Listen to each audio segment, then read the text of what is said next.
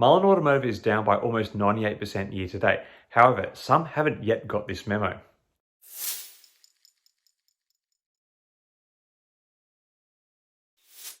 Hi again everyone, I hope you're doing really well. As you can see, I'm not in the car because I'm back at the beach house, so you won't see me posting in the car for a little while to come. I'm sure you all miss it though.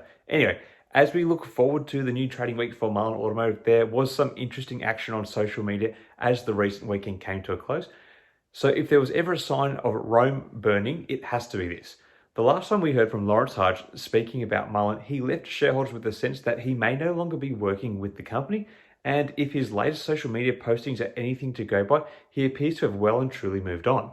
As the sole male in this bikini-clad poolside party, Lawrence Hodge is definitely trying to give the image of being someone who has moved on to better things. I personally think this display actually only destabilizes his character even further.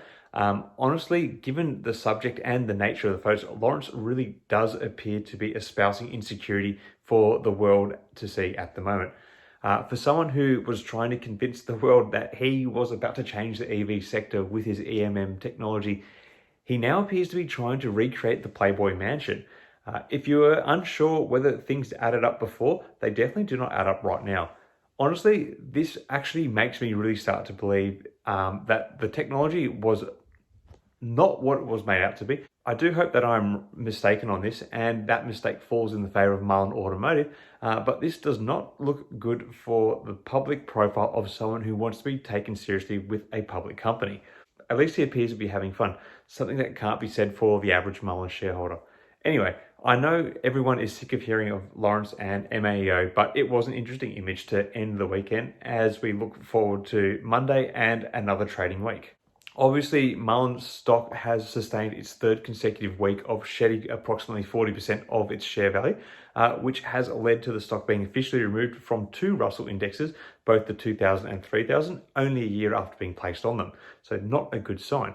This is despite the fact that the company has released a spate of positive news, particularly concerning the fact that they will not need to resort to any further equity raising again this year.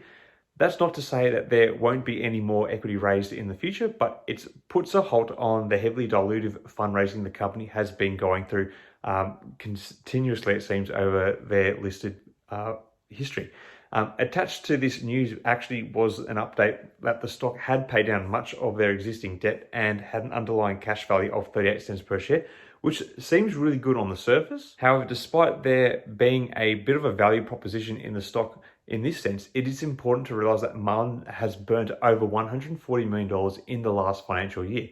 So while they have about $135 million in the bank at the moment, this is likely not going to see them through to a second year, as I do not believe they will be able to start receiving revenue at a rate to reverse the cash burn when M1 production begins. So we're likely to be looking at another equity raise sometime after the next 12 months. And that's before the stock goes through a likely reverse stock split this year. So all is not well. Obviously, we have the August shareholder meeting coming up very soon, and much has been made about Dave Mitchery and his sale and giving away of Mullen stock. I really hope someone raises the prospect of his performance-based pay being linked to stock price performance like many other CEOs have, because he is surely one of the worst CEOs in this regard to bringing shareholder value. Anyway, let me know your thoughts on where Mullen is going in the comments below for this week. Are we set for another down week, or do you think the stock may have as good a time as Lawrence Hodge has this week and finally have a bit of a rebound? Share in the comments below. Till next time, everyone, may the markets trade in your favor. Cheers.